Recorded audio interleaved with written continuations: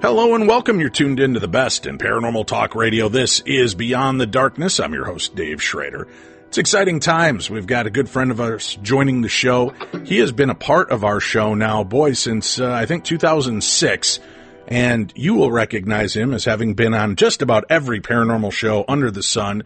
He is an amazing investigator, researcher, and a medium, a sensitive, and that is why he is one of the most sought-after personalities on paranormal programming, from Ghost Adventures to Ghost Hunters, Dead Famous, you name it, he's made an appearance on it at some point.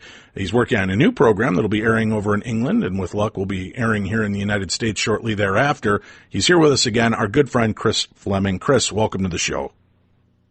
Hi, thanks for having me, Dave. I appreciate it. Hey, it's great to have you on, and this is a good topic to cover. I love this stuff, and I've had so many people email me requesting us to do a conversation regarding animals and spirits of animals and communication with spirits of animals. And it's funny to me that people are so easy to believe that we as humans have a soul, and that once we pass on, we can live outside of our physical form. But some people have a really hard time believing that our pets, our animals and creatures, great and small, will also walk the earth or can. Why do you think it's so perplexing for people to believe that animals either don't have a soul or wouldn't hang around or haunt us? Probably the first thing is because talking to them, it's not like they completely talk back in English or any type of language that we're familiar with. That type of thing. And in some ways, people would sense, because a lot of them walk on all fours, or they don't stand completely upright like we do, and there's the misleading that people think that they don't have relationships, they don't have friendships. And for those that obviously have pets, obviously been around animals, they know that they interact in relationships, friendships. When they lose a partner or a friend and that other particular animal passes away, they go into mourning, they grieve, and they even grieve for humans. And we've seen this with dogs. It's incredible. So I think people that state that, either they're afraid, they haven't been educated or raised in a way to really show compassion or respect to animals, or the third thing is they're just not educated on it. They don't understand what really goes on with animals, the behaviors. The idea that our spirit and our animals have a spirit, that's something that, I don't know, brings a lot of comfort to me, brings a lot of comfort to others that love animals and have that. And there have been some remarkable stories where people have seen almost like glowing blue deer by the side of the road. They'll see animals that seem to be emitting kind of a bluish glow. And that to me is fascinating, that these animals, that's kind of this proof that we exceed our physical form as well. When animals' consciousness is so strong that it can still hold a form of something that it recognized itself to be. That's pretty impressive. Or do you think that in those cases with the car accidents that may have killed that deer or the animals by the road, do you think that is a residual that we're seeing, or do you believe that it is a truly disembodied spirit that's standing there maybe trying to figure out what happened? Well, I think it could be both. I mean, we see this all the time in human-type spirits. The same thing is going to occur with animals, because there has been sightings of horses with carriages going down a road. A ghost goes into the lake, such as in Bachelor's Grove. So are we seeing actual ghost, or are we seeing residual energy from something that happened in the past? And then we have sightings and communication with animals that are interacting with their loved ones, such as myself having experiences with my cats where they've reappeared or they've interacted or left messages. There's stories upon stories upon stories. When people have lost a pet, they've had to put it to sleep, or they died from a tragic death, that they've had an encounter, an experience or encounter within days, sometimes almost immediately after these things have occurred. So I believe it's both, Dave. I believe that there are the spiritual energies, the consciousness of these animals that can sometimes come back and give messages, but there's also the residual. And when we talk about residual, I mean, that goes into a lot of quantum physics. It goes into recordings, entanglements, consciousness, memory, stuff that exists throughout the entire universe that somehow, some way, a little bit of it, a little piece of it, a little motion, a little frame like we see in film shows itself for a brief moment, and we catch a glimpse of it. That's the residual that we sometimes see. I have had really cool experiences in the realm of the paranormal, and I've been with you on many of those occasions when we've caught disembodied voices, and we've seen shadow people with our own eyes walking from room to room at Rolling Hills Asylum together. And, we've heard disembodied voices, DVP, direct voice phenomena, out loud together at the Queen Mary in the pool. That's all been really remarkable to me. But two of the most impactful moments I ever had, Chris, to be honest with you, was I had a ghost cat that was messing with me for about an hour during a meditation program at a haunted location here in Minnesota, and didn't realize that it was a ghost cat until after about 30, 40 minutes of it playing around and rubbing against my arm and my hand and trying to get my attention.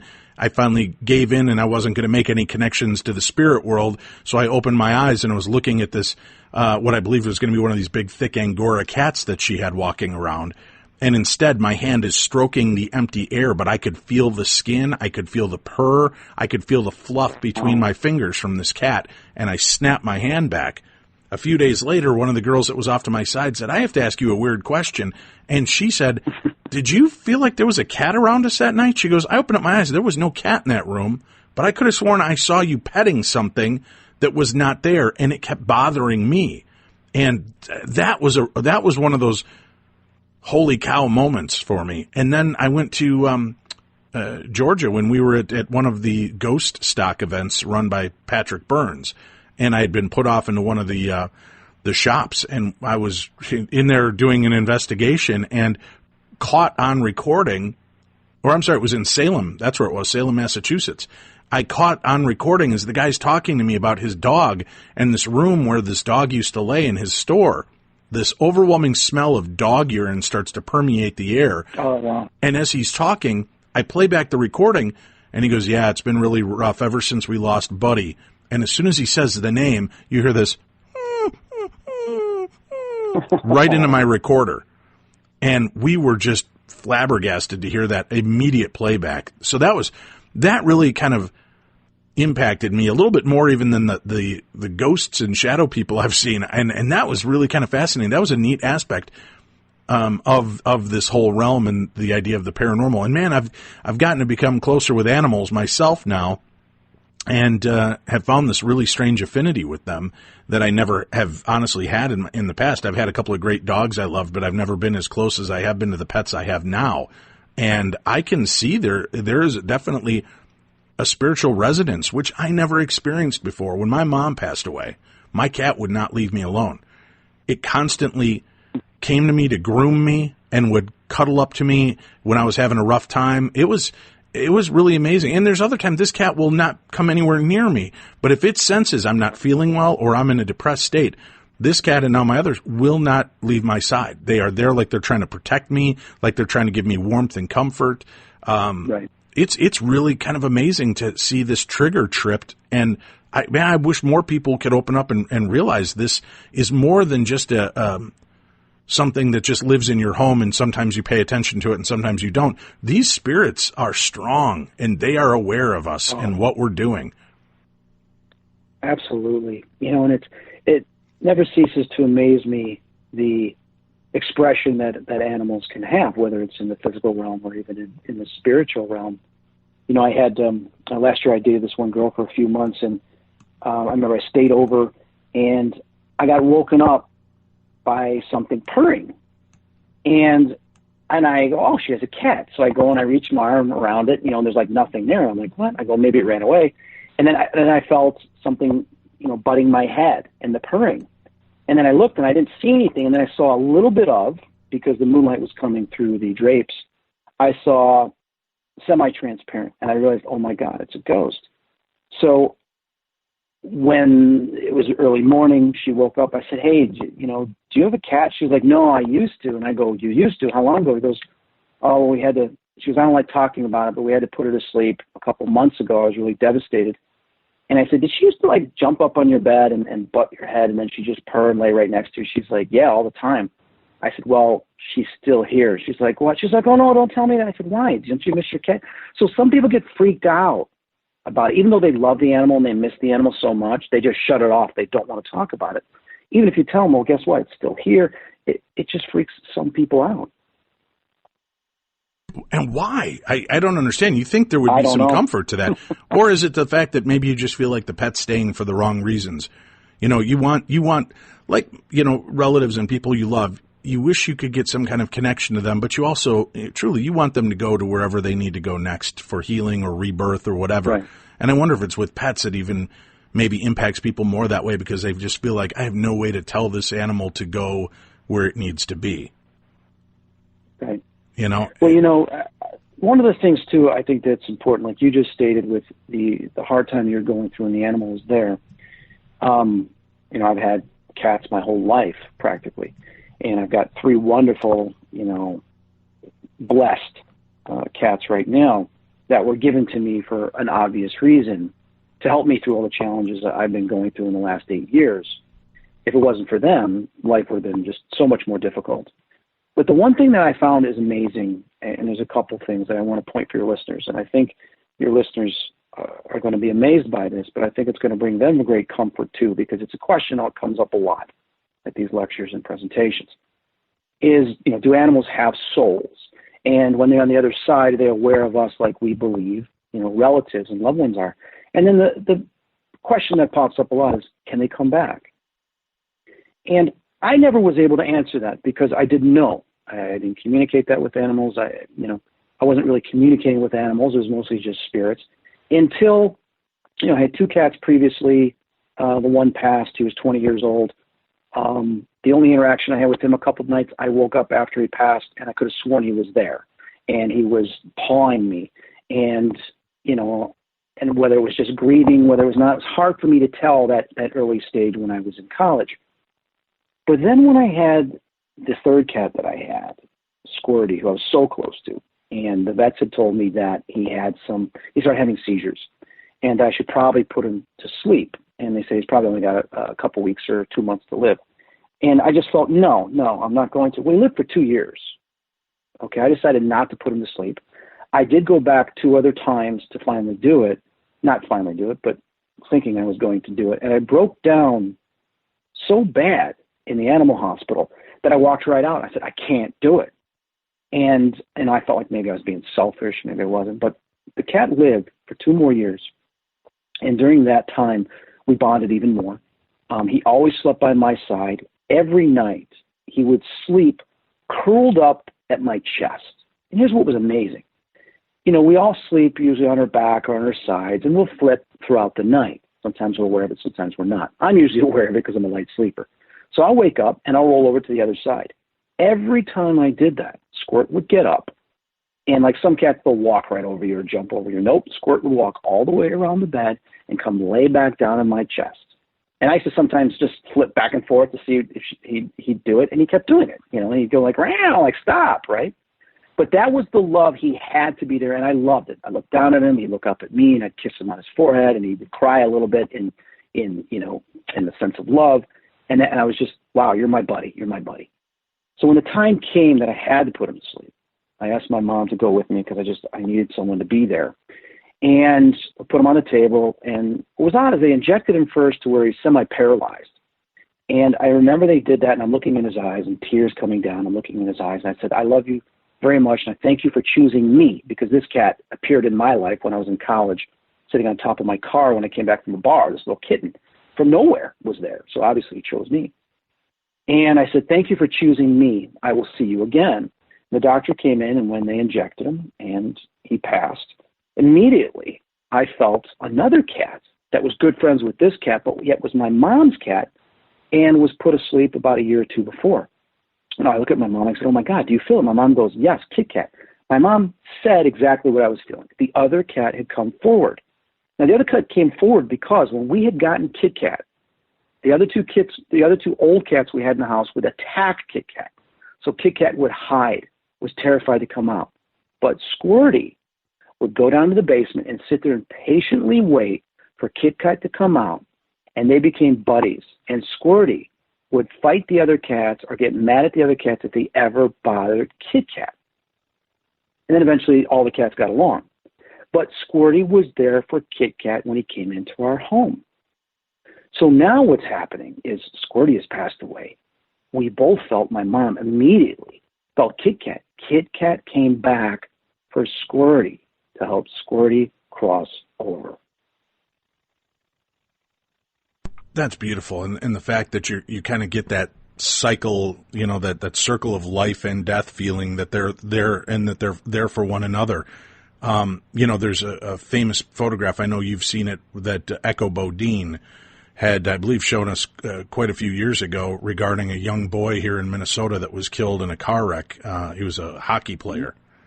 And the police officers took photographs of this crash, and they found there was all of these weird effects in the photographs. And in the final photograph, it appears that there's a young man screaming, standing next to the car. And it looks like the young man that slumped over in the front seat. But what's standing next to him looks to be like a black Labrador retriever. And when the family saw this, I guess they immediately identified this as his dog that had preceded him in death, and they believe the dog was there to help guide him over. Wow. Yep. Yeah, do you remember that picture? I mean, it's powerful. If I can find it, I'll try to post it on my Facebook page here today so that it's available for you, and our listeners can see Absolutely. it there. But and I'll post it with this episode. But it is really a powerful image, and that's just something so remarkable. Again, to know that our companions are there. Do you remember? I know you and I grew up loving the Twilight Zone. And do you remember the episode with the little old man and his dog, and they're walking up the dirt road, and he sees the sign to heaven, and he goes to go in, and they said, "Well, you come on in, but your dog has to stay out here." And he goes, "Well, no, this is my dog. He's got to come with me." And they wouldn't accept the dog. And he just felt like something was off. And the guy's, dressed nicely in a suit, and he's trying to get him into the gates. And then he goes, no. And he goes walking up the road a little further and finds real heaven. And that was hell. And hell didn't want the dog. Hell didn't want the purity of the animal. So I just always love that episode. What a great episode. Yeah. What a great episode. You know what's amazing is, Squirty had passed away, I can't remember the year, I think about 2005 it was. And maybe 2004 or somewhere around there. But, when I was doing Dead Famous, I was channeling and everything. And I just started channeling like around 2001, 2000. And I remember a friend of mine would come over to my house, and I would channel for him. And I would tell him some questions, and he would ask these questions for me, and I would channel whatever entity came through. And I remember I used to channel just the craziest stuff. And I remember all of a sudden I felt this lion come through me. And I roared, and he was just like, "What the hell?" Then all of a sudden, I saw my pets on the other side. I saw Squirt, and Squirt came through. And I was communicating with Squirt. And I don't even know what the term would be, as if I was conscious of it, but I was also speaking to him, which you could hear me speaking, but then I was also speaking what Squirty was saying through his consciousness. Obviously, he wasn't speaking, but his consciousness was relaying the same type of information. We relate to one another. And Squirty was saying that, Tigger was going to be dying in a couple years. And I told him, I said, "Well, I'm not going to get any more cats after that." He says, "No, why?" He says, "You can always love us through another." And I said, "Love you through another?" He goes, "Yeah, you can get another pet and love us." And I said, "Well, yeah, I know. You're up there, and I'm down here, and I can hold the cat." He's like, "No, you don't understand." I said, "No, I don't understand." He goes, "You can love us through another." I said, "Okay, whatever you mean." Well, years later, I had to put Tigger to sleep. And when I put Tigger to sleep, that was really tough because Tigger was the last cat from all the cats that I had. And there was like 6 or 7. And it was brutal, but he was blind. He was peeing all over the place for like 2 years. and he could barely walk, and then he was starting to have pain. So I went to the vet. Doctor came. I said, I want to hold him. I want to feel his soul. I want to hold him. Sure enough, she injects him, and I feel something go through my arms. And all of a sudden, I see this ghost, this heavy-set man in a white T-shirt. His hair's all messed. It was almost like a cartoon character, but it was literally a physical, spiritual type male entity. He walks through, and he goes to scoop up my cat, and I see the soul of Squirt. And I look, I go, what are you doing? And he looks at me, he's like, what? And he looks at me, he looks at my mom. My mom doesn't respond to him, but I respond to him. And he's like, wait, you can see me? I said, yeah, I can see you. Like, what the hell are you doing? My mom's like, who are you talking to? I'm like, Mom, quiet. I go, what the hell are you doing with my cat? He's like, I go, talk to me. He's like, well, I love animals, and, I lost one of my pets when I was younger, so I don't want them to feel alone because I was alone my whole life. And then when I died, I wanted to make sure animals weren't alone when they died. So I just keep them company until they come for them. And I said, listen, I don't know you, but if you hurt my cat in any such way, he's like, no, seriously. I was really kind of freaked out by this guy being there. And so all of a sudden I see him slowly vanish. He disappears. And I tell my mom, Mom's like, oh, you're just I go, Mom, I wasn't imagining. I'm telling you. So that was a Saturday morning. I put Tigger to sleep. Sunday night, I was working on my computer. I decided to go upstairs, and for some stupid reason, I'll go see what Tigger's doing, because I'm always used to Tigger sitting on the second floor railing, just looking down. He would always be up there. I'd have the cat box up there, and he would sleep in my room, and he would just sit there when I'm downstairs. So I go up to see him, and then I realize, oh, my God, I just put him to sleep yesterday. And I fell down onto the steps, and I started crying because I missed him. Now, here's a cat that really wasn't that affectionate, and I always wanted him to be affectionate. Right.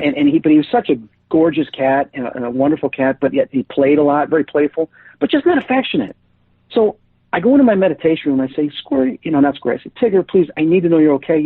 I did everything for you. I loved you, and you really never loved me back, and this and that. We're affectionate like the other cats. Please, you owe me. Give me a sign you're okay. All of a sudden, for at least 8 to 10 seconds, I hear this mew, mew, mew, mew, mew, mew, mew, mew, mew, mew, mew, mew. And I sit up and I'm like, what the hell? And it's coming from the landing. It's coming from where the stairs go down. And Tigger used to always, when I used to call him, he'd go mew, mew, just once or twice. But now I'm hearing it for about 8 to 10 seconds. I go racing to the hallway right by the landing. I'm like, Tigger, Tigger, Tigger. And I'm freaked out now. Are you okay? Are you okay? Because I'm thinking he was crying for 8 to 10 seconds that maybe something's wrong. And then I feel this voice say, Chris, calm down. What was the question you asked? Tigger, give me a sign you're okay. And then I realized, oh, my God, he gave me a sign. He's okay. That had to be a big comfort to kind of have that connection. It was. But is that a surprise to you? I mean, you're a medium. There's a lot of people like me that don't really have any kind of ability that we've honed and done this. So do you get kind of, I don't want to say jaded, but do you almost get numb to the kind of surprises like that because it's just like an everyday occurrence for you to have the spirits of animals and humans make themselves known to you? I might get a little selfish with them because I get some pretty incredible, amazing signs, but I need it continuously. Sure. I need those reminders. I really do, because life is such a challenge. And I guess the greatest thing that happened is and I remember a girl I used to date in Vegas, used to go visit her and everything, and she was wonderful with animals. She had a cat, and she adored the cat. But she used to feed some of the homeless cats in the area. And long story short, she says, you need to get one of these cats. You need to save them. You need to save them. I guess the association was going to scoop them all up, take them to the shelter. And as we know in Vegas, they got 24 hours, and they're gassed. And she said, Chris, you got to save this. And she sent me a picture, and I said, all right, I'm coming. And I've seen a cat. I saw a cat 8 months before come up. We fed it right at the front door. I remember looked at me. I said, don't give me those eyes. Don't give me those eyes. I'm not taking you. But 8 months later, I flew to Vegas. I got Noir. Now he's a 28-pound black coon cat. He's been by my side since the day I got him. He is my buddy, and he is affectionate. He goes everywhere with me. But then I ended up getting a white cat because I always had a feeling about a white cat. And here's the interesting story about the white cat. I had met this girl. We became really good friends. She was on a cruise I was on with some of her friends. Ran into her, and she recognized me from TV but never said anything. So she kept popping up every day. Hey, how are you? How are you? And by the last night, I started talking to her. We got to know each other. And she told me she runs a pet rescue, north of Seattle, I guess, in Oregon. And she told me the wonderful things she does and everything. I was like, wow. I said, yeah, I just feel like I'm going to get another cat, and it's either white or this or that, but I just have this feeling, and the universe is going to bring it to me. Well, lo and behold, months later, she says, Chris, we just got a house that has 50 Persian cats. Half of them have to be put down because they're sick and diseased, but can you help me find homes for them? I said, yeah, send me some pictures. The first picture she sends me is this white little fur ball. And I look at it, I go, oh, and I knew it. That's the one. I said, I want that cat. She's like, what? I said, no, I want that cat. She goes, are you serious? She goes, and I go, I want that cat. That's the cat that I've been seeing in my mind's eye. So I flew out to Seattle. I went and saw our good friend Susan. I stayed at Susan's. She brought the cat from Oregon to Seattle and dropped it off. And I fell in love with this kid. But here's that's really cool about that. A couple weeks before, she got all the paperwork ready and everything for me to travel, bring it on the airplane. She says, we have to name the cat. Do you have a name yet? I said, no, I just don't have a name. She says, all right, well, I need a name within the next day or two. I said, all right. I said, I want it to be just the perfect name. So I remember I said, I'll sleep on it tonight. I wake up in the morning, and I'm looking at the sun come through, and I go, I really hope that this white cat gets along with Noir. I want someone, because Noir's lonely. He needs a friend, and I really want them to get along. And all of a sudden, I hear this voice in my head said, oh, you mean Sweden? I go, Sweden? And I sit up, and it goes, yeah, that's her name. I go, oh, my God. I jumped down off of the bed, race downstairs, get my cell phone, and I text her. I said, Sweden, that's the cat's name. She writes back, that is a gorgeous name. I said, I know. She goes, how'd you come up with that? I go, spirits just told me that's her name. That's her real name in the spirit world. So sure enough, that became her name. It fits her perfectly. So I've got these two cats. They get along wonderfully, Dave. I got the black and white, yin and yang. I'm like, this is great. This is great. I'm happy. And I have an astral projection. Sometimes I'll leave my body when I'm sleeping. Sometimes it's out-of-body experience. Sometimes it's astral projection, soul travel. I'm on the other side, and there's two angels, one on each side. And they're real tall, about 10, 12 feet. Now, they're not warrior angels. They're just angels. And they're looking down, and I'm seeing my two cats playing, and we're watching from wherever we are in this astral plane, the two cats playing. I said, wow, you guys did it. You knew I wasn't going to get any cats. Oh, no, we knew we could persuade you. And I said, yeah, I didn't want to get cats anymore because I just don't, when they pass away, it's so hard. Right. And then the one starts laughing, and I go, why are you laughing? And he looks at the other angel, and I'm looking up because these things are 12 feet tall. And he says, should we tell him? And the other one goes, I don't know if we should tell him. I go, what? What do you want to tell me? I go, is one of them going to die? Oh, my God, please don't do this to me. They're like, well, no, we just can't tell you. I go, what? He goes, there's a surprise. And I said, a surprise? And that's about it. I said, well, I'm not getting any more cats. And the one smiled. I said, no, I'm not getting any more cats. Well, then I have a dream that there's, another dream, and I'm in a basement. And I see all these cats, and I see every cat I've ever had walk forward in sequence. And then I see the black cat, the white cat, and then I see another cat, and then another cat. I'm like, oh, I'm not getting more cats. Lo and behold, 2 years later, which was now 3 years ago, on Christmas, my sister secretly gives me a black and gray tabby kitten because a cat had gone into her barn, had an entire litter. It was freezing out, so she brought him into the house, found homes for him, and she decided to keep this one. Now, I decided to name it Noel because it was Christmas, is Squirt. You'd be like, what? Noel is the reincarnation of Squirt. Because Noel started doing every single personality and characteristic that Squirty did. Now, Squirty was a male cat, but was a tabby. So after a couple of days, I started recognizing these personalities and behavior traits, and I started feeling it as if it was Squirty.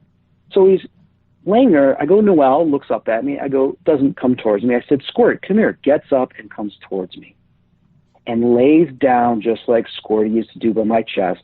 Dave, I started bawling. You can love us through another. Wow. Squirty had come back, and the two angels didn't want to tell me that there was a surprise. That's beautiful. And that was the two cats. You got two cats in one. Well, I've got Noir, the black cat, Sweden, the white, and now I have Noel, who is the reincarnation of Squirty. All three of them get along. Right, but you said in the dream, that they showed you one cat and then another one walked up. And you said, no, I'm not getting more cats.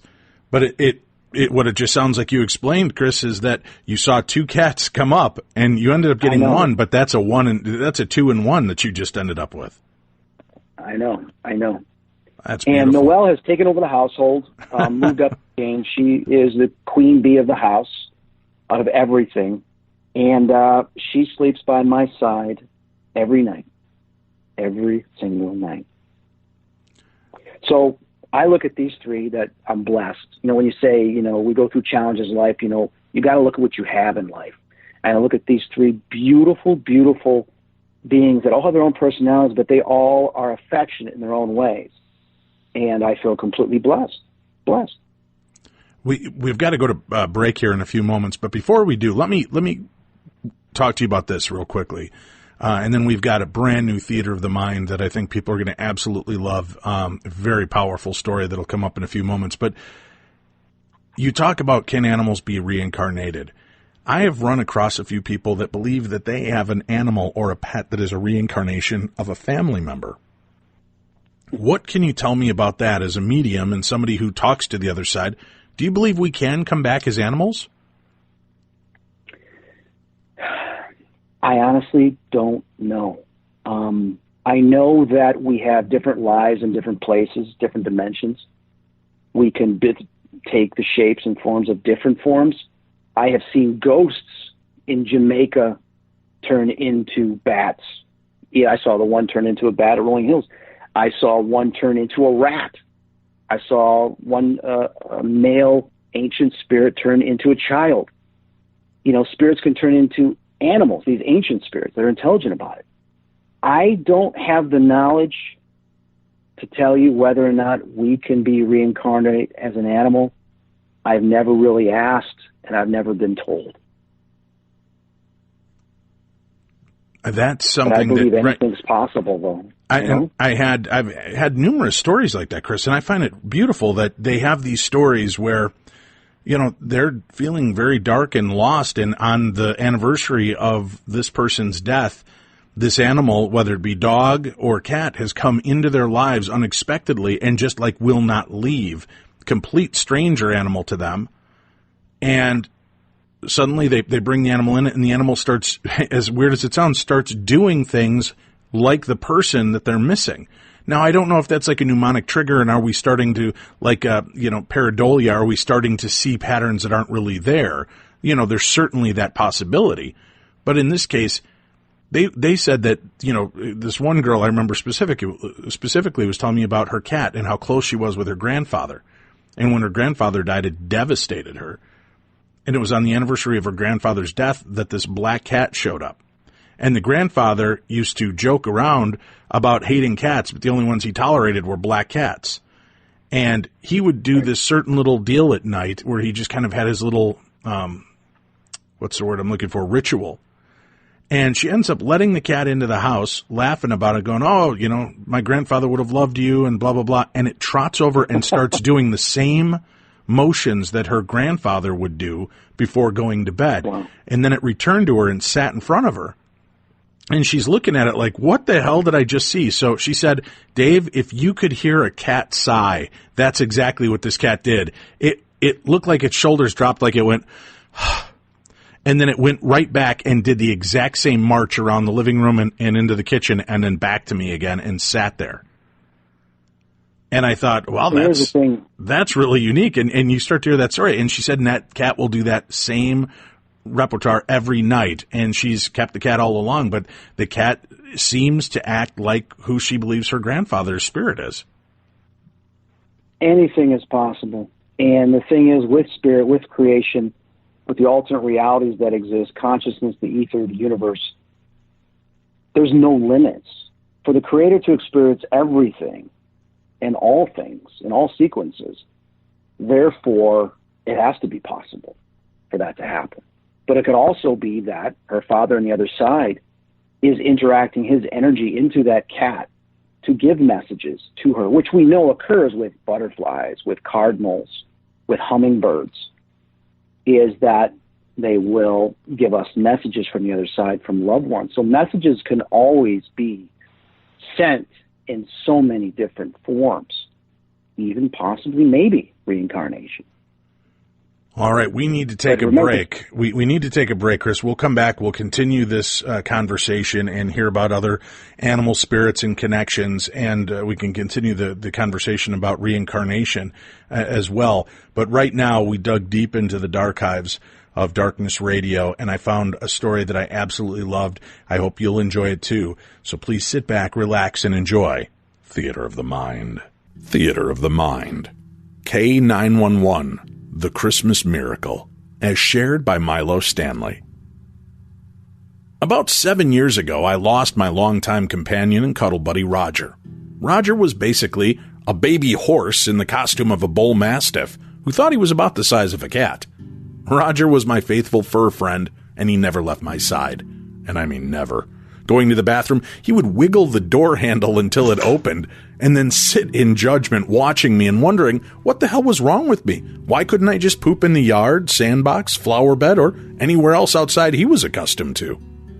Many mornings, I would turn in the shower to find his massive head poked through the curtains staring at me, usually with a sad look on his face as I'm sure he was again passing judgment. I would then try to rationalize and explain to him that my current state was simply because of the cold water. I don't think he bought it.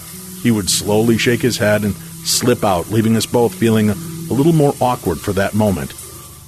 For a big dog, he loved to run, and run to the point of exhaustion. He would play fetch all day, any day, rain or shine. I had returned home from work and took my overly excitable pal for a walk and had planned a game of fetch when he suddenly, and quite unexpectedly, collapsed during the mid-run. At first, I laughed out loud as Roger had a way of letting his legs outrun the rest of his massive frame, and he would often end up in a heap on the floor after a crash and burn run. The only difference was, this time Roger didn't sheepishly get back up and look over his shoulder at me. He just laid there, sprawled out in a massive heap in the yard. It turned out he had suffered a massive stroke and died pretty much immediately. The house was never quite the same after Roger ran off to that big game of eternal fetch in the sky. I missed the sounds of his baby-like whimpering when he wanted treats, or his snoring as he would lay upside down, feet in the air, sleeping along the bottom of my bed. I would never be met by his gentle nudging in the morning, shyly trying to get me to play fetch, or licking my hand to get a pat on the head or two. I was not yet ready to bring a new dog into the house. Roger had left a hole in my heart and in my life the size of a big old slobbery Mount Rushmore. Some nights, when I lay awake, missing his warmth, I would laugh myself sick with the memory of the way he would frighten himself awake by passing thunderous gas. Then he would shoot me a look of complete disgust, like he thought I had done it. I would sometimes catch what sounded like the padding of his steps up the hall toward the bedroom, but sadly, he would never come rushing in. And on occasion, I could swear in those moments as I was slipping off to sleep, I could feel my bed shift and the box spring creak, like he had just laid his massive carcass on it to settle in for the night. Yes, I was missing the big guy, and it hurt. Flash forward to Christmas Eve about 3 years ago. I'd gone to bed after wrapping presents to take to my folks' house in the morning for the family festivities. It was late, and I was completely wiped out. I lumbered up the steps from the basement, then up to my room, where I melted into the bed and began a deep, peaceful sleep. That is until around 4 a.m. That's when I felt something nudge my side. I shifted and assumed I'd almost fallen out of bed and must have corrected myself, so I moved more toward the center. A bit later, I could have sworn I felt the thick, affectionate lick of a dog tongue on my hand that hung over the bed. I simply pulled it back and under the covers and was back off to sleep, when all at once I was startled awake with the thought, what the hell just licked me? I sat up, uneasy in my bed, shaking the mental cobwebs loose. I looked around my room, and as I began to slowly sink back down to a laying position, something unseen leapt onto my bed and I felt the bed give way beneath its mass. The springs of the bed groaned, and again my eyes sprung open to full alert. That was when I swear I could feel the hot, panting breath of my long-gone dog blowing across my face. That was followed by a very loud and terse... I knew I wasn't dreaming, but none of this made sense. Then the bed pressed down further, and I felt the pressure of what had once been on my bed leap off, and it hit the ground with a thud, just like Roger. I sat up, and I stared in disbelief. There was absolutely nothing there, but I could hear a familiar whine, followed by more alerting barks. I slid out of bed and began following my invisible guide as he seemed to be leading me through my house. That's when I could smell the smoke. I saw the flickering of lights coming out from under the door to the downstairs portion of my house.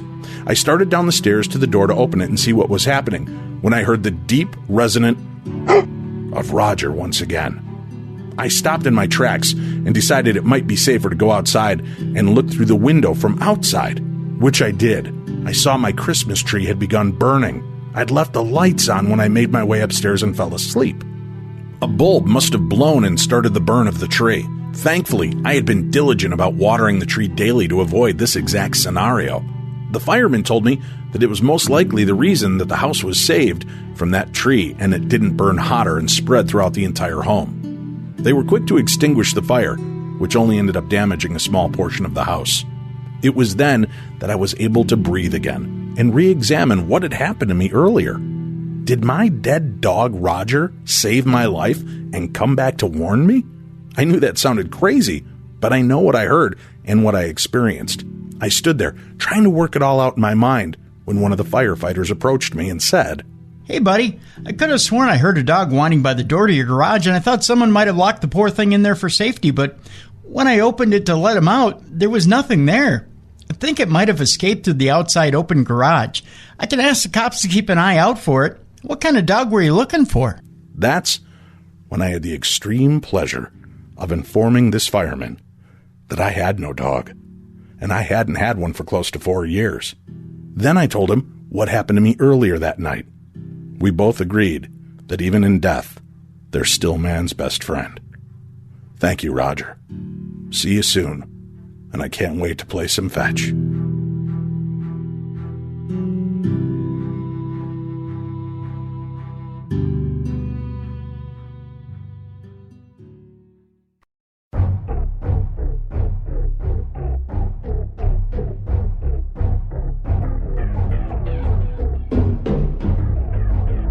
Beyond the darkness.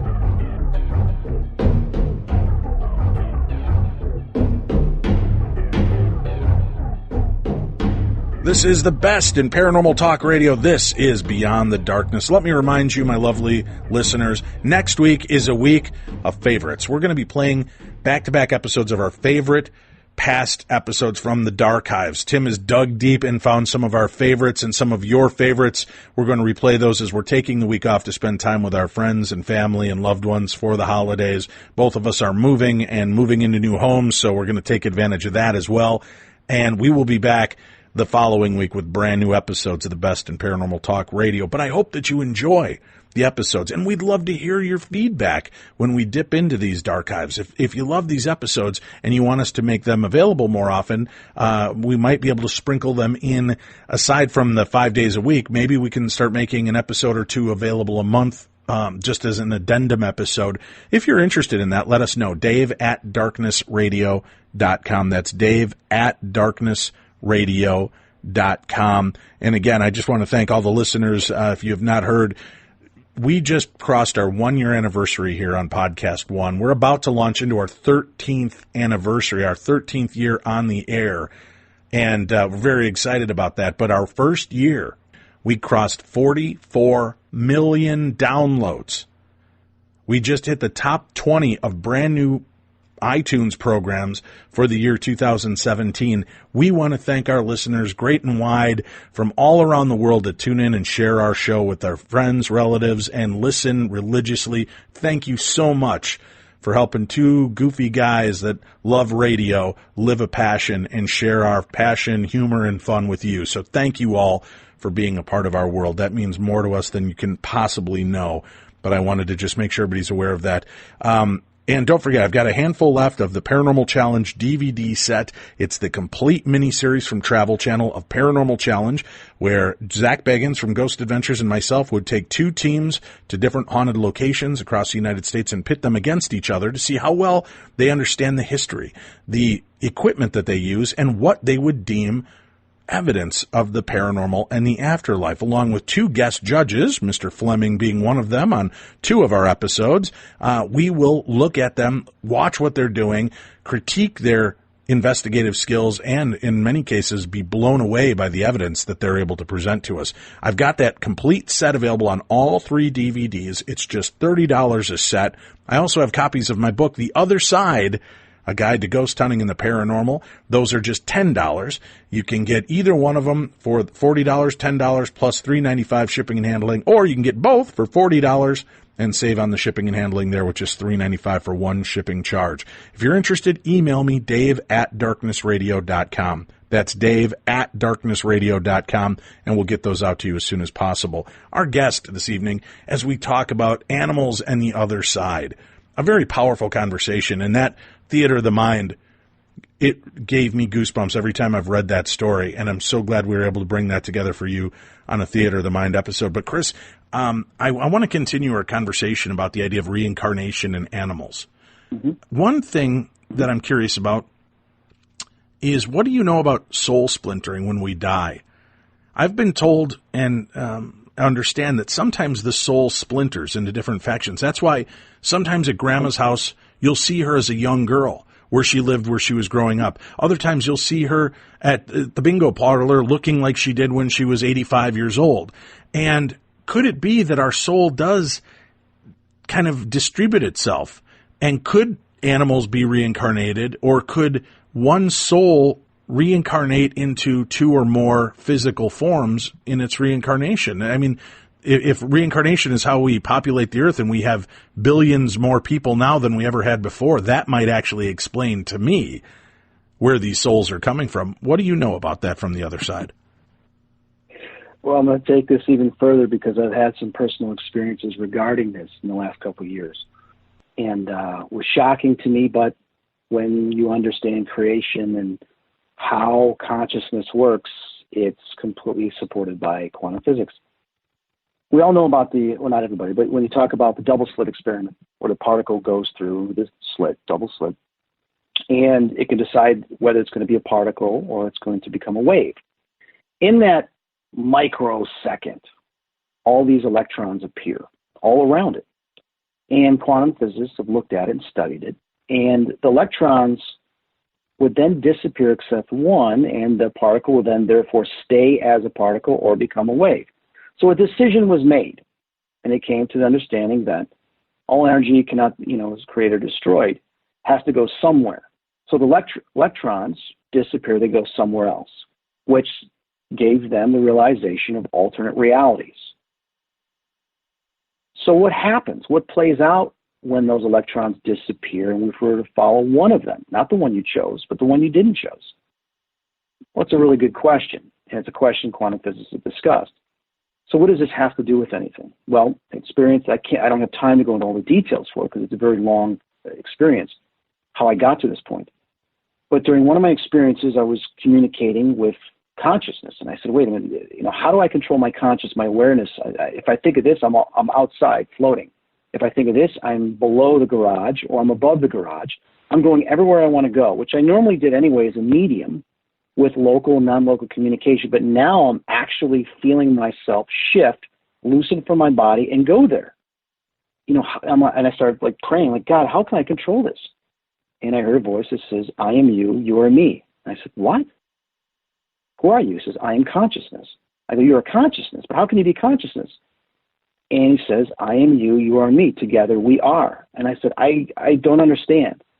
Then it says, I am who I am. I am the Alpha. I am the Omega. And I said, wait a minute. You're the creator? Such as are you. And then I stopped and I go, so I'm communicating with the creator right now. And basically the voice says, we all communicate with the creator, but we're not all ready to listen. You are ready to listen. And basically went on to tell me that the Creator created us, and we create. But the Creator had to create those for it to experience all possibilities by giving each one of those creations its own free will and its choice and purpose to come up with new things that it would not be able to come up with on its own. So we're talking about this multiplexicity where everything just spreads and spreads and spreads. So it says to me, choose. I goes, what? Choose. Are you going to drive home right now? Are you going to drive home later? What are all the options you could do right now while you're sitting in this car? And all of a sudden I thought of 12 different things. And it then went through each one telling me what would happen as I chose each one. An hour later, I decided to pick one of those choices. But then all of a sudden, that choice crisscrossed with another choice because I started hearing someone else's voice calling for me who I thought to call to state where I was. I got out of my car to walk around to try to find him because I heard his voice, but he wasn't there. I go to look at my phone and I realized I never texted him to tell him I was there. And I go, what the hell? The voice says, you just accessed one of the alternate realities where you did text him because it was a choice you had stated and you did it in that other reality. But I allowed you to experience both at the same time. So then I began to realize, so wait a minute. Some of these roadblocks we've had in our life where we were afraid to make a certain choice, we chose the path we're on now, that actually played out? I said, absolutely. Now you know where deja vu comes from. The feeling like, wow, I feel like I've been here before. Well, yes, your alternate reality persona that shows a different path, different decision, that moment, got to that pinpoint quicker than you and is playing it out in an alternate reality. But now you're crossing where it was ahead of you, and you're recognizing a part of your fragment of who you are that is experiencing multiple things at the same time. You understand? Oh, yeah. I'm with you on that. That's fascinating. Holy cow. Because how many times have you talked to somebody, and they say, well, you weren't there. I didn't tell you that. Well, yes, you did. Now, some people lie. We all know that. And obviously, sometimes it's lies. But I've been in situations where certain events or certain things, people said, no, it didn't happen, and I swear that it did. It's because they are on a different timeline, or my other self is remembering something from a different reality that occurred. That is, I can't even put it any clearer than that. That's fantastic. Yeah, and that's a lot of what I've believed for a long time. So, wow, what great insight on that. I wanted to tell you as we're talking, talking about this, I mean, we can fracture, we can be that. So maybe part of the spirit of our grandfather can be our cat or our dog, can replace that moment in our lives to be there for us. So that really, that helps bring me even a little bit more comfort and maybe a little bit more understanding on the creatures that come into our lives. Stated that the Creator says, imagine this cube. And he's showing me this frequency going through the universe of total darkness, and the frequency branches out. I saw the Mayans, I saw the Aztecs, I saw the Romans, and then I saw myself back in grade school. Then I started seeing stuff in grade school and high school. I go, wait a minute, I didn't leave this school and go to this other school. I didn't go to Hawaii to take that job, that I was offered that job. He goes, oh, yeah, you did. That was the other part of you that did. And then as it branches off, it begins to fill up this cube. And once the cube is completely filled up, it says, so as the universe expands, so shall it collapse and it expand again. It says, I want to experience all things, all possibilities that can be created by all the minds and the creations that I create. Once it has been completed, like a mathematical equation, has completed every single mathematical equation, it collapses and it starts over again. I said, well, why would it start over again? Because then it could start over again in a completely different sequence until all things are played out, and then it happens again and again and again. For my purpose is to truly know myself, I must experience all things through all of you and all creations at multiple times, multiple levels, multiple situations, multiple possibilities. There is no limitation. All things are possible. Therefore, all things will occur. So, the fragments. When I used to channel that Indian entity, Dave, I ended up going to this workshop. It was me in another life that was an Indian in a tribe. I stuck up for my tribe, and we were slaughtered by some other tribe, but I always sought vengeance, so I never crossed over. That fragment of me was still here trying to get reacquainted with myself to pass and go back up to higher consciousness, to leave this plane. That was a fragment. It has not appeared or channeled through me since. That's astounding. And it makes sense with, I believe sometimes these guides that we sense around us are the souls or parts of our souls that we walked with before. And that's why they're a comfort to us, or they're non-alarming. And I talk about this in a few of my talks, but it's been opening up more to me.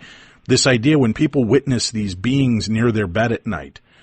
And I've often said, okay, once you get past that initial awe of seeing something standing in your room, what do you do next? And 99 times out of 100, Chris, they go, I just kind of roll over and go back to sleep. And I said, but if you woke up and Dave Schrader was standing at the end of your bed, well, I would open fire, right? And I said, right, because there's an intruder in your room, but at least that's flesh and blood. You mean to tell me a dark silhouetted figure standing next to your bed and you could just roll over and go to sleep? And they go, I never thought about it. But, I guess there wasn't that fear. And I've often wondered, is that fragments of who we once were? Is it fragments of our soul? Because you talk about how the fact you project or have out-of-body experiences at night when you're sleeping. When are we most vulnerable then as a shell? When our soul is out traversing the universe, right? So it only makes sense that parts of us would remain behind to protect the shell and keep possession, keep negative energies or entities from entering that shell. Andy Nichols, Andrew Nichols. Yeah. He told him an amazing story on our show where he had gone out astral projecting and had never really had a conscious awareness of this before. And he came floating back through his house. He got to his body, and as he got to it, the eyes opened up and they were jet black, and it smiled at him. Oh, boy. And he said all he could remember was he was trying to fight his way back in. And well, that goes with the sleep paralysis when people will feel something there.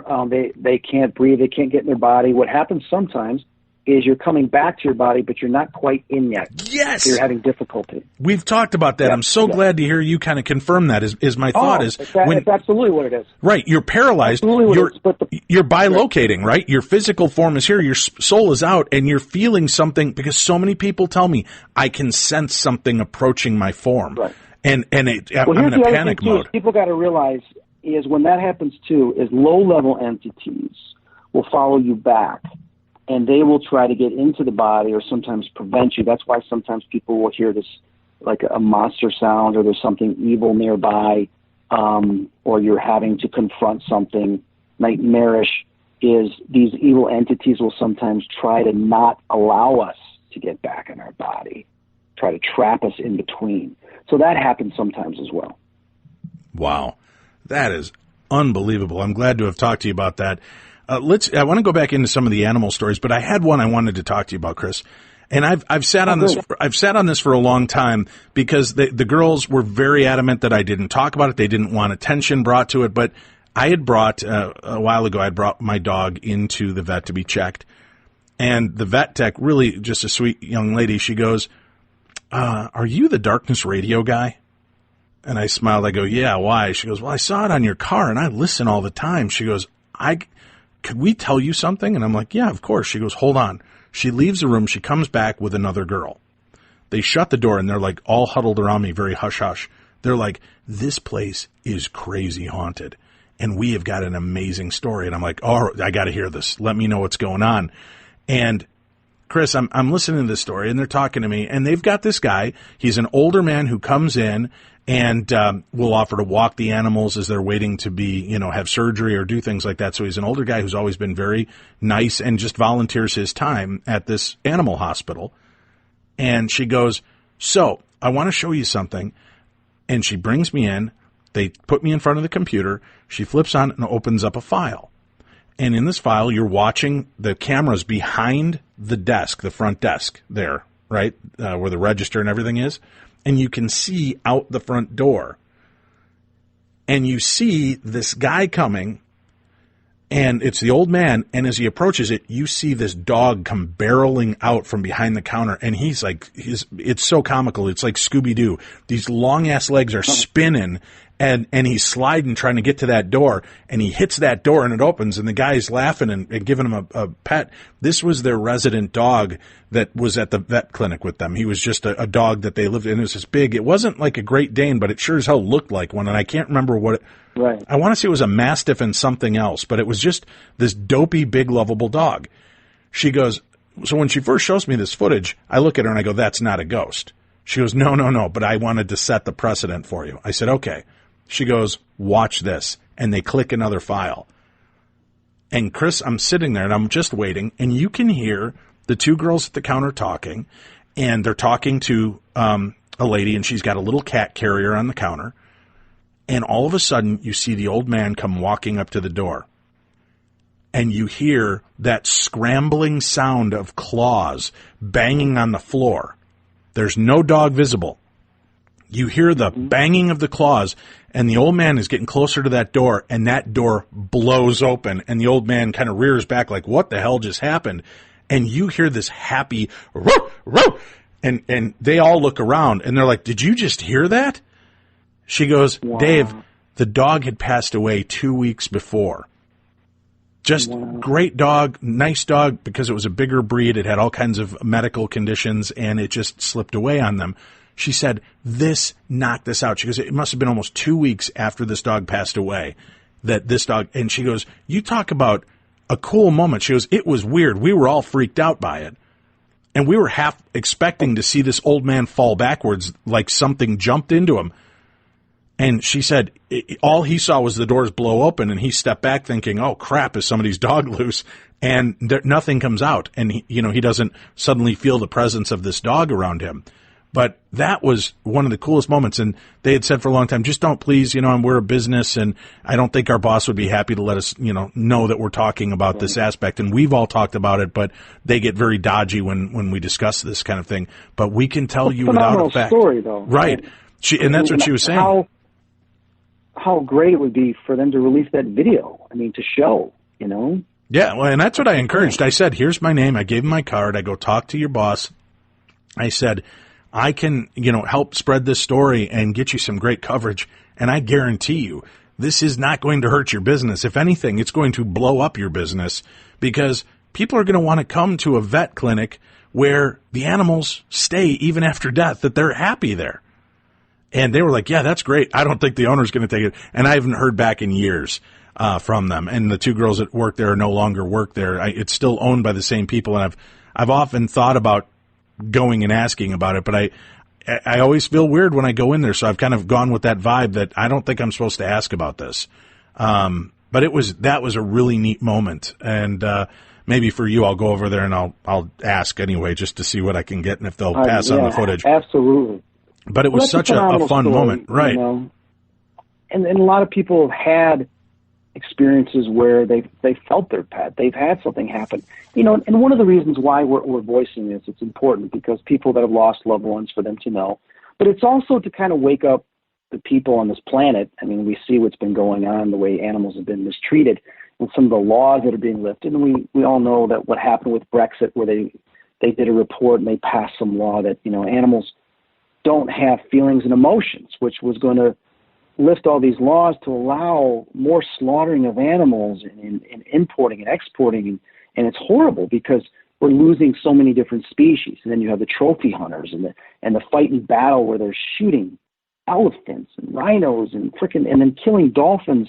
And it goes on and on and on. And yet we're dealing with some of the most intelligent, most exotic, amazing animals on our planet.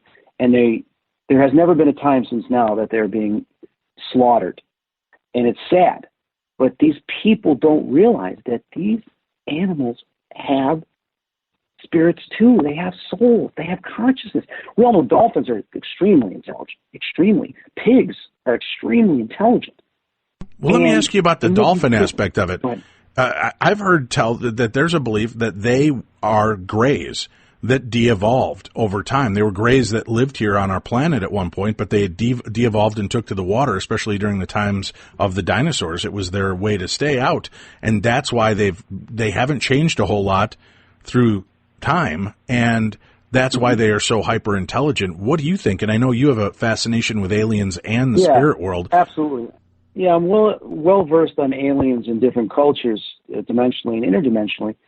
And here's the thing, it goes back to what I stated earlier, the creator is, it's not just one or the other. I mean, all species on our planet have evolved beforehand from a human form, and then, of course, been created, such as the reptilians have created the dinosaurs. We know the greys are part amphibious and reptilian, so obviously you've got the dolphins, you've got whales and stuff like that. Now, did they devolve? I don't know. I've never heard that. I have heard that they are creations possibly from highly intelligent extraterrestrial race, and it could be the greys, it could be some other beings. But these species, these not aliens, but dolphins, they have their own intelligent species of communication, sense of communication. They have families. They have children. They have get-togethers. They are playful. They do all these things. They protect others. They even protect humans from sharks. You know, the military was trying to train them with weapons, with harpoons, and they kept, knocking the harpoon off and not doing it because they are very compassionate beings. They are loving, caring beings. They don't go attacking people. Why?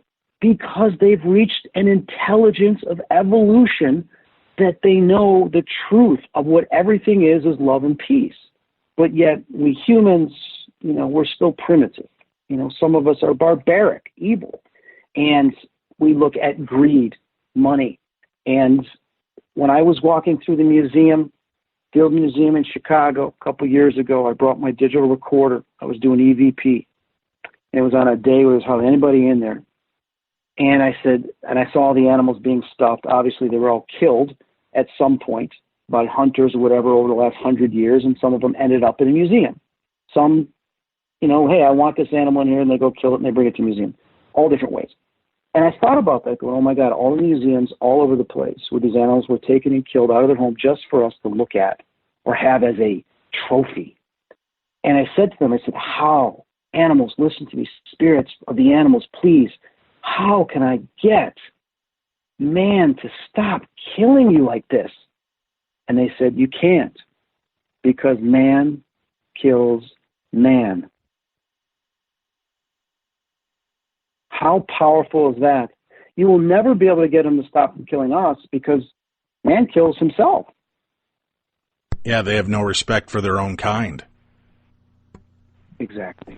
Oh, what a brutal image on that. And they know this. They know this. But yet they hope and pray that we evolve to such a level, I don't know. I talked to, John Oliver, who's a very popular and very strong medium. And I know what you're going to say. John and I have talked about this. Holy cow. Boy, this will mess with you. If you are on the fence post about becoming vegetarian, this may be the story that gets you. I had talked to John in one of our first interviews, and I asked him what it's like to have that kind of ability. And he said, it's normally said, but it's something that changed his life. He said, Dave, I'm a vegetarian, and I have been since I was a child. And I said, why is that? And he said, because when I went to the store with my mother, all I could hear were the souls of the animals crying out from the slaughter and what they went through. And he goes, right. I just couldn't eat it. I could never bring myself to eat it again. And I was like, holy crap, that is powerful. And that, again, something you just would have never even thought of. Well, here's the thing. When you talk about empathy, you talk about absorbing energy, psychic abilities and stuff like that, over the last few years when I've eaten, especially meats, like I don't eat pork. I pretty much stay away from pork because the way pigs are such family-oriented, and it's just horrible what's been done to them. But, I do love steak. I do love cow meat. And I try to eat, grass-fed and this and that. But I can hear the ones that aren't taken care of. And when I've eaten meat, I felt the panic, the fear, the toxicity that goes through their body just before they die when they see what's happening, and the abuse and the slaughter. And it's tough. And I begin to question, I'm like, God, what did Jesus eat? Did he eat like steak? Did he eat, they ate lamb, they ate, fish and everything like that. So there has to have been some type of universal thing where we're able to, but I think what's happened is because of all the fast foods and the demand and how we, especially in America, we eat way too much. There's just not the supply there. So unfortunately, a system was created with these animals to get them in and out as quick as possible and to not deal with compassion and emotions, because they have to be, killed, slaughtered, and cut up and shipped and distributed as quick as possible because of the demand. I think it starts with us cutting back on all these all-you-can-eat buffets, and having worked in certain distribution in the food industry is disgusting how 50, 60, 70% at times of all the meats and the foods are thrown away anyway because they go bad. So many of these animals, majority of these, I don't know the exact statistic now, but a lot of these animals are killed for no reason, and they're thrown away because these stores have to have a huge supply of food for everybody instead of just supply and demand. And I think we really do need to cut back on our food, our portions. There's a lot of people that can afford to lose weight, and I'm sorry I may be disrespectful in stating that, but we have gotten to a point where we eat too much, and we eat way too much, Big Macs, big this, big that. The portions are ridiculous. It's obviously affecting us as a species, which the death rate, the health rate, the weight gain, everything has gone up. But who also is not just us suffering because causes bad health, but the animals themselves that are being slaughtered for this greed. And not only that, people don't realize the studies that have been done. When an animal is traumatized, it releases toxic chemicals throughout its entire bloodstream that get absorbed through the muscles. Then when it's killed, those toxins are in that food. You cannot tell me, I know people that have eaten food, like I've eaten Walmart eggs, $2 for 36, 48 eggs, and I have stomach problems all week long. I go get farm-raised eggs now. Farm-raised eggs, no chemicals, they roam free.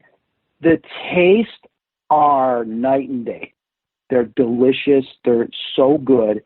Why? Because it doesn't have all the toxins in there. And we begin to wonder, why are people going crazy out there? Why are people acting? Why are we having more psychological disorders, depression, everything? Well, I would bet my life that a percentage of that is because of the toxins that are in the foods we're eating. And those toxins, emotional toxins, that are affecting our emotions and behaviors, because guess what? You are what you eat. And emotions are a form of energy. Energy cannot be created or destroyed. It's only converted into something else. So what do you think we're converting it into? It has to come out. You can't keep it in. It affects our emotions. Chris Fleming, our guest this evening, as we talk about animals and the other side. There has been a lot said about how animals can perceive ghosts and see the other side and deal with ghosts. And I've heard that if you look into a cat's eyes, if it'll hold its head still enough for you, there are times you can see reflections of the spirits in the room behind you moving about. As that same stuff we see out of the corner of our eyes is reflected back. I always thought that was fascinating. I'm not always a believer that when your dog stops and stares up into the corner of the ceiling, that it's really picking up on a paranormal experience. If they're just looking around and tilting, animals are always sniffing and tilting to try to hear. And dogs and cats have such acute senses that they may be sensing something a block away or a mile away if it's a siren or something that's getting their attention to that end. So I want people, again, to be skeptical in nature of every claim that they hear and see. Because even as a medium yourself, you want people to ask questions and use logic before always jumping to the conclusion of it being paranormal. Now, on the other case, when you've got a dog sitting there, Chris, or even a cat, and it'll turn and look at something and start hissing or growling, and there's nothing there, what are they encountering? Are they just seeing the spirit? Are they maybe seeing another animal? Or are they seeing something more malevolent, do you think, when they respond that way? Well, it's obvious by the behaviors, especially when you've been around them for a long period of time, that they're reacting to something that's there. I mean, I've had experiences where I've seen this black mass come into the room, start flying across the ceiling, and I always see glimpses of it, kind of like a bat flying around the room. And my cat's looking up, staring at this thing, too, like a bird's flying around the room. So I've had interaction where my pets have experienced the same thing I'm experiencing, or they caught something before I did, and then I was able to experience it. You know, an ex-girlfriend had a dog that, when I lived in this apartment complex, I was having paranormal stuff that was occurring, and the one time I saw a ghost go walking through the room, through the wall, and the dog jumped up and went after it and started looking at the wall, sniffing around and wondering where it went. And so I went up to him and said, "Oh my God, your dog saw it too." And then all of a sudden I said, "Spirit, show yourself." And the dog's ears go up and it jumps and it starts barking. And I'm feeling and sensing a male spirit just came out of the wall and standing right there. And then all of a sudden I see him shoot through the wall, and the dog races along the wall towards the front door of the apartment, realizing that it just went outside. So we open up the door, and he gets out of the hallway. He goes about 1/4, races and stops and starts barking. And I'm standing going, "Oh my God, he can sense what I sense too," all the way down at the end of the quarter. So I look at him, I go, "Jackson," that was his name. I said, "You see it too, don't you?" And he looks at me and he's like, he's not used to someone seeing what he sees.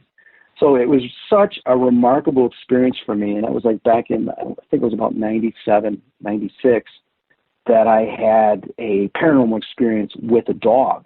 And I realized how sensitive they are as well. I want people to know, too, you do a lot of work. And over the years, you have helped our show, Darkness Radio and Beyond the Darkness, raise tens of thousands of dollars for animal shelters and animals in need.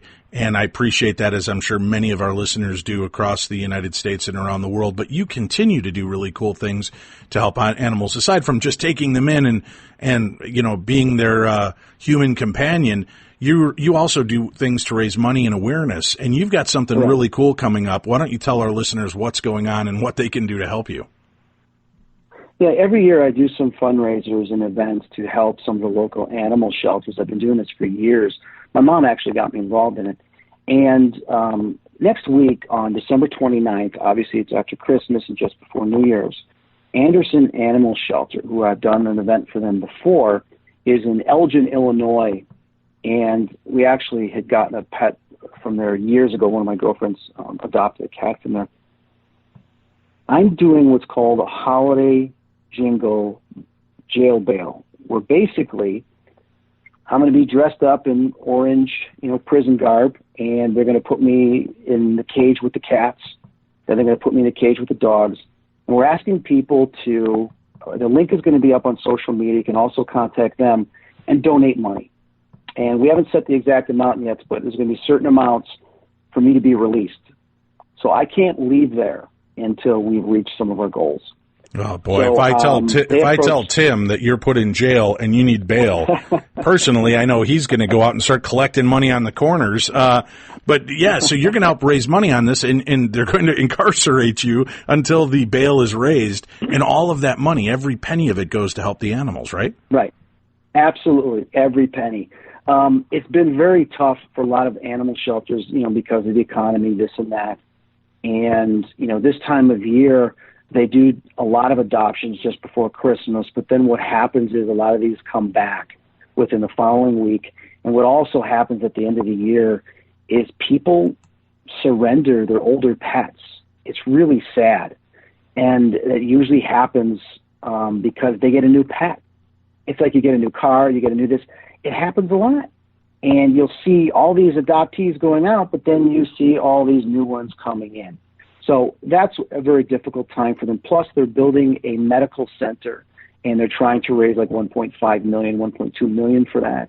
So they have a medical center for this, because right now all they got is a closet, and I've seen it, that they do some of the surgeries and this and that, and they need better to help these pets. So that's another thing that it's going to be going towards that as well. And it's going to be fun. I mean, I'm going to be surrounded by these pets.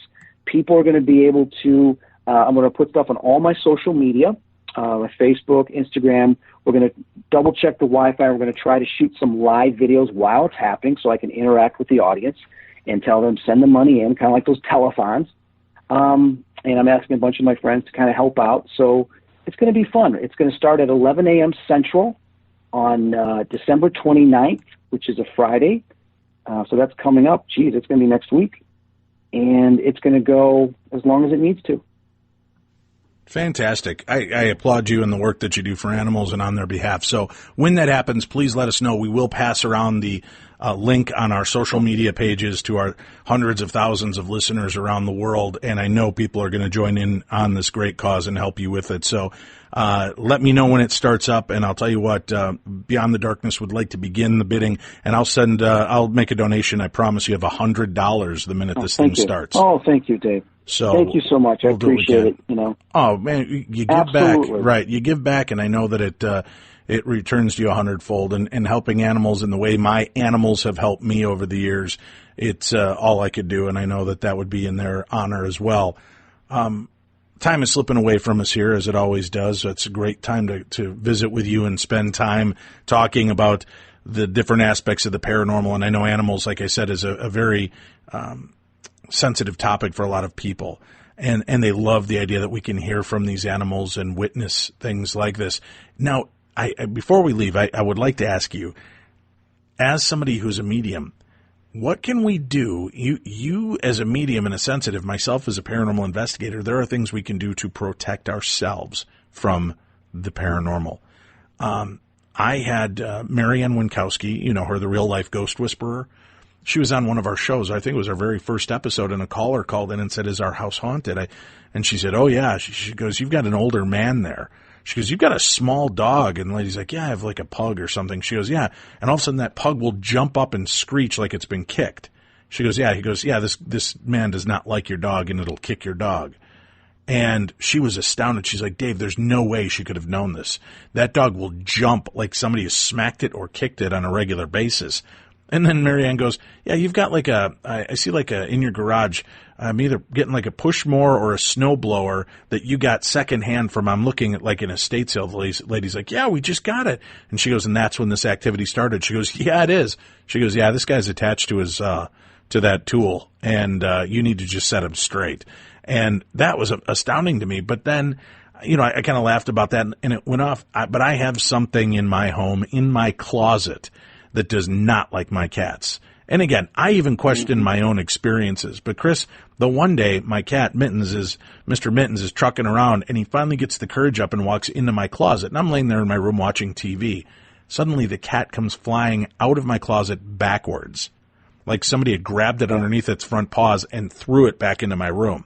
This cat hit the floor, turned around and looked at that closet and took off like a bat out of hell. And it's been almost forever since that cat has even come near my closet.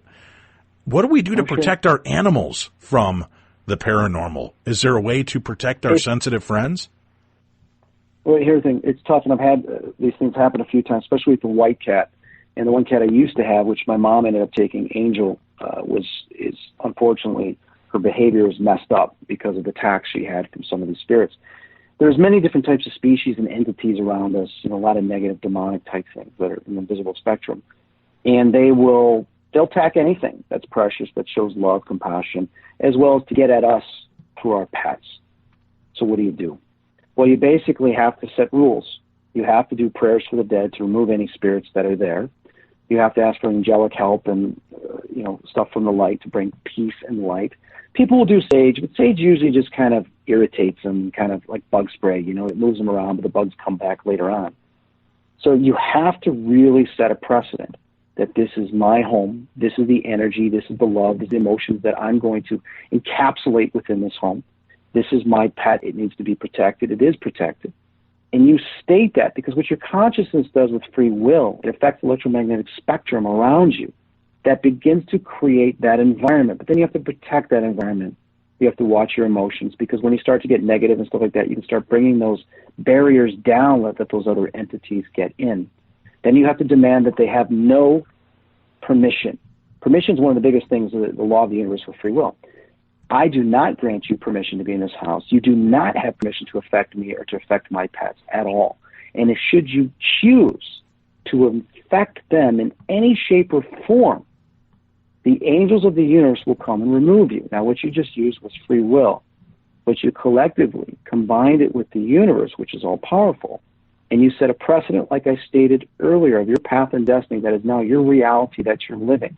In another reality, the opposite may occur. But what reality do you want to be in? Which one do you want to occupy? And you have to keep reminding yourself and reminding them that it is your domain, this is the energy that you want, and that they have to leave. There's an invisible world out there. We don't always see it. But when things do happen, we have to do something about it. And that's some of the ways that I do. Fantastic insights. It's always a pleasure to catch up with you, my friend. Merry Christmas to you and your family. And just thank you for being a part of our world all these years. 13 years. It's been a great run with you, Chris, and we appreciate your friendship more than you could possibly know. Well, thank you. Definitely a Merry Christmas to you.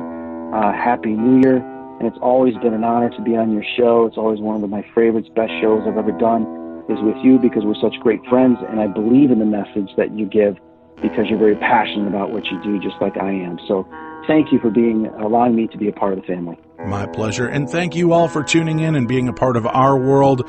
We wish you and yours a very, very Merry Christmas and Happy Holidays. And we hope that it is filled with all the laughter and love that you can stand. And remember, you're not alone. You've always got your friends here on Beyond the Darkness.